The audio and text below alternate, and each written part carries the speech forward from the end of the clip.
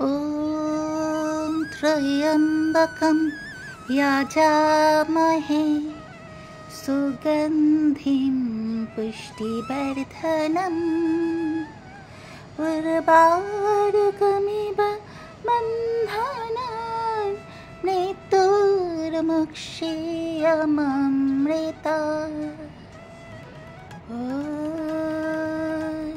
त्र्यम्बकं यजामहे सुगन्धिं पुष्टिवर्धनम् उर्वारुकमिव बन्धनान् मृत्युर्मुक्षीयममृतात्। ॐ त्र्यम्बकम्। नमस्कार बंधुरा, আমি অলি লাইফ উইথ অলি চ্যানেলে সবাইকে স্বাগত। আজকে শ্রাবণ মাসের দ্বিতীয় সোমবার। তো আমি আজ দ্বিতীয় সোমবারের পুজোটা কিভাবে করছি সেটাই খুব ছোট্ট করে তোমাদের সঙ্গে শেয়ার করতে চলেছি। দেখো কেমন লাগে, যদি ভালো লাগে একটা লাইক শেয়ার কমেন্ট করতে ভুলো না। আর যদি ভালো লাগে একটা লাইক শেয়ার কমেন্ট করতে ভুলো না। আর যারা আমার চ্যানেলে এখনো পর্যন্ত সাবস্ক্রাইব করোনি তারা অতি অবশ্যই আমার চ্যানেল সাবস্ক্রাইব করে দিয়ে আমার পাশে থেকো। আর পাশে যে বেল বাটনটা আছে সেটাতে ক্লিক করে দিও, তাহলেই আমি নিত্য নতুন যা যা ভিডিও শেয়ার করব সেগুলো নোটিফিকেশান আপনাদের কাছে পৌঁছে যাবে। তাহলে চলুন, আমি সকালবেলা ঘুম থেকে উঠে চান করে নিয়েছি, পরিষ্কার একটা জামা পরে নিয়েছি। এরপর আমি ঠাকুর ঘরে যাব। আমি আমার শ্রাবণ মাসে দ্বিতীয় সোমবারের পুজোটা করব। আপনারা আমার সঙ্গে থাকুন, দেখুন কেমন লাগে। যদি ভালো লাগে অবশ্যই একটা লাইক শেয়ার কমেন্ট করতে ভুলবেন না। চলুন এবার আমি আমার ঠাকুর ঘরে যাচ্ছি।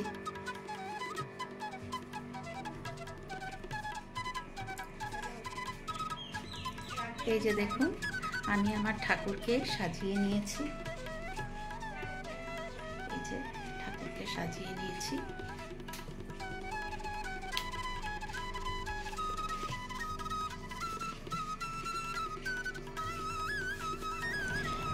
ঠিক মতো দেখা যাচ্ছে না, তাই আবার ব্যাক ক্যামেরা করে আমি দেখিয়ে দিচ্ছি। এই যে দেখুন, আমি দুখানা পাথর বাটিতে ওং চিহ্ন লিখে রেখেছি চন্দন দিয়ে, কেশর চন্দন দিয়ে। এরপরে আমি এই যে এখানে ঘিয়ের প্রদীপ জ্বালাতে হয়, ঘিয়ের প্রদীপ জ্বালিয়েছি আর ধূপ দিয়েছি, ধূপ জ্বালিয়েছি। সমস্ত ঠাকুরকে পুজো করে নিয়েছি। আর ঘিয়ের প্রদীপটা আপনারা জ্বালাবেন পূর্ব দিকে মুখ করে, আর সন্ধেবেলায় যখন জ্বালাবেন তখন ওটা উত্তর দিকে মুখ করে দেবেন।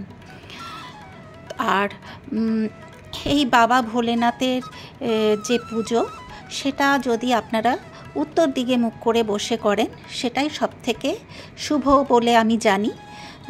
তো আপনারাও চেষ্টা করবেন উত্তর দিকে মুখ করে বাবা ভোলানাথের পুজো করা।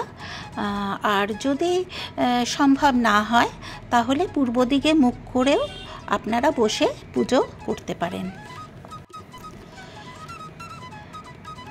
বাবা মহাদেবকে আমি অভিষেক করাবো, তার আগে আমি ঘিয়ের প্রদীপ জ্বালিয়েছি।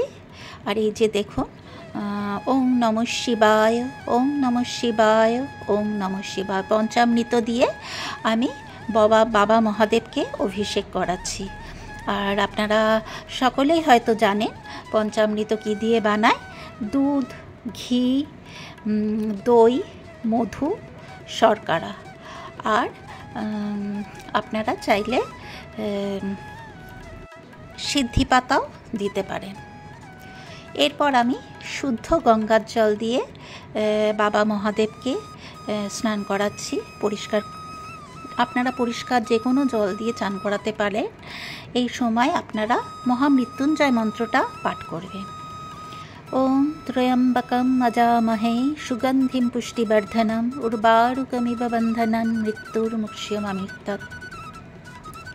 ওং ত্র্যম্বকম যজামহে সুগন্ধিম পুষ্টিবর্ধনম উর্বারুকমিব বন্ধনান মৃত্যুর্মুক্ষীয়মামৃতৎ। এই মন্ত্রটি আপনারা যদি পারেন তো 108 বার জপ করতে পারেন। এই যে দেখুন বাবা মহাদেবের মাথায় আমি ধুত্রা ফুল, কাটা, দূর্বা, বেলপাতা সমস্ত কিছু দিয়ে, আকন্দ ফুলের মালা সব কিছু দিয়ে আমি যেমনভাবে পেরেছি তেমনভাবে আমি আমার মহাদেবকে পুজো করিয়েছি সাজিয়ে নিয়ে। তো দেখুন কেমন লাগছে। এই যে দেখুন আমি এবার ঘিয়ের প্রদীপ দিয়ে আরতি করছি।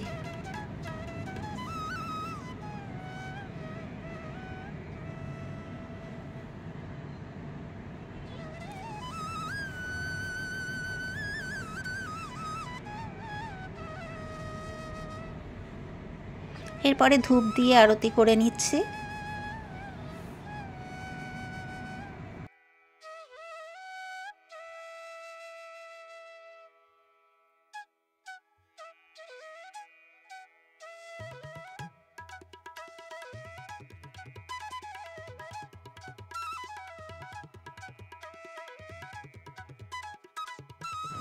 এরপরে 3 রকম ফল বাবার মাথায় দিয়েছি, আম, আপেল আর কলা। ওং নমঃ শিবায়, ওং নমঃ শিবায়, ওং নমঃ শিবায়, ওং নমঃ শিবায়, ওং নমঃ শিবায়, ওং নমঃ শিবায়। তো আমি এবার চামর দিয়ে একটু আরতি করে নিচ্ছি।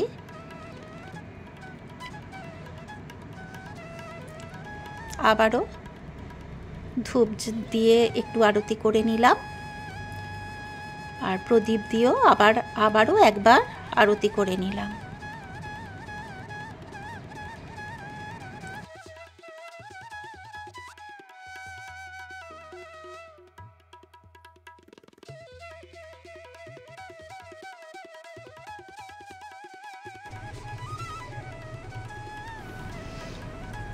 এই যে আমার পুজো এখানে শেষ হয়েছে। এরপরে আমি অনেকেই জানতে চেয়েছেন যে শ্রাবণ মাসের সোমবারে ব্রত করার দিন কি কি খেতে পারেন। তো আমি যতটা জানি এই শ্রাবণ মাসের সোমবারের দিন সাবু মাখা আপনারা খেতে পারেন, কিংবা সাবুর খিচুড়ি, সাবুর পোলাও, তারপরে রুটি, লুচি, পরোটা এগুলো খেতে পারেন। আবার যারা পারবেন না তারা নিরামিষ ভাতও খেতে পারেন। তো আমি আজ সাবু মাখা করেছি। তো কিভাবে সাবু মাখা করে খেতে হয় সেটা আপনারা সবাই হয়তো জানেন, কিন্তু আমি কিভাবে খেয়েছি সেটাই আমি আজ আপনাদের সঙ্গে শেয়ার করছি। তো এই যে দেখুন সাবুটাকে আমি সকালবেলায় জল দিয়ে ভালো করে ধুইয়ে ভিজিয়ে রেখেছি। এই যে দেখুন সাবুটা কিন্তু খুব ভালোভাবে ভিজে গেছে।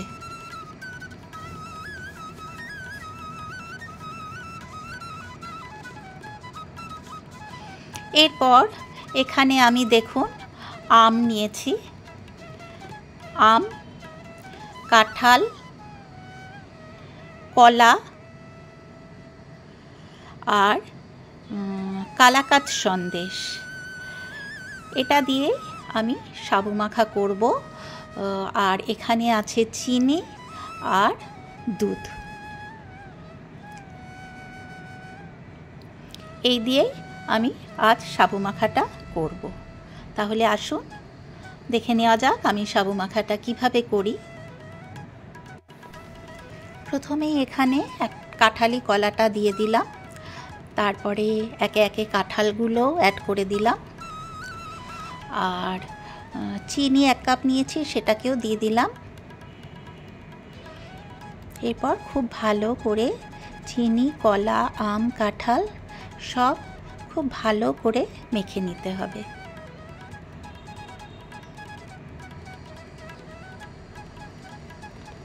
এরপরে কালাকাঁদ সন্দেশগুলো আমি দিয়ে দিলাম। আপনারা চাইলে নারকেল কোড়াও দিতে পারেন। নারকেলে যেহেতু আমার অ্যাসিড হয় এজন্য আমি নারকেল কোড়াটা অ্যাভয়েড করি, নারকেল কোড়াটা দিই না। এইভাবেই আমি সাবু মাখা করি। এইভাবে সাবু মাখা করলে কিন্তু খেতে অসাধারণ লাগে। এই যে দেখুন আমার সাবুটা মাখা হয়ে গেছে, ওর মধ্যে একটু দুধ দিয়ে দিলাম।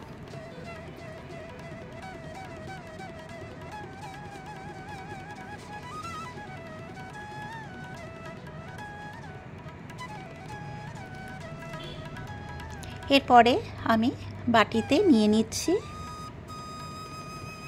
খাওয়ার জন্য।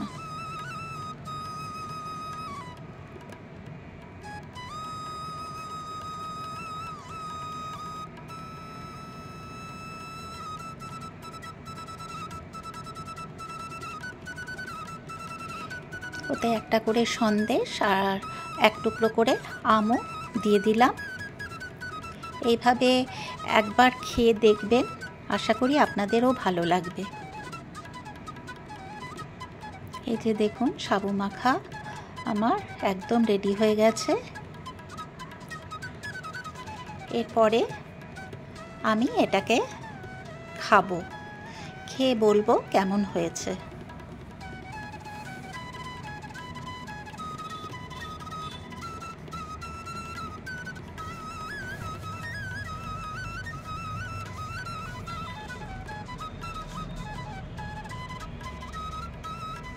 আমার এক্সপ্রেশন দেখে কি মনে হচ্ছে আপনাদের?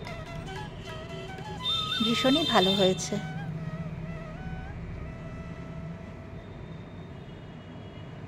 সাবু মাখা খেয়ে নিলাম।